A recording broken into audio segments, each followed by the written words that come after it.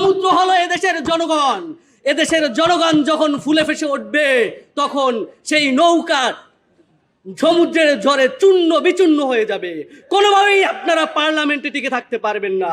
সংসদে দেখি পার্থ ভাই বলেন 6 বলে 12 রান করেছেন, তার আগের 300 রান আমরা করেছি। আরে ভাই, 6 বলে 12 রান করে যদি ম্যাচ জিতানো না হয়, আগের 300 রানের কোনো ভ্যালু থাকে না।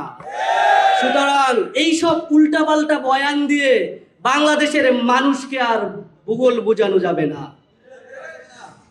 অথই সমুদ্রের ভিতরে নৌকার টলমল অবস্থায় আছেন বিএনপি, কিন্তু আপনারা মনে করতেছেন আপনারাই সমুদ্র। কিন্তু না, আপনারা ভুল পথে হাঁটছেন। সমুদ্র হলো এদেশের জনগণ।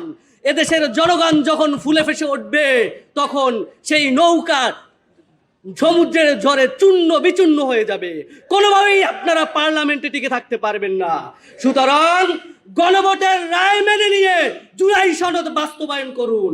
জুলাই সনদ বাস্তবায়ন না করলে জুলাই যোদ্ধারা, শহীদ পরিবাররা, সারা দেশের জনগণ নিয়ে আবার ঐক্যবদ্ধভাবে আন্দোলনের ডাক দিয়ে প্রয়োজনে সরকার পতন করব। সুতরাং সাবধান হয়ে যান।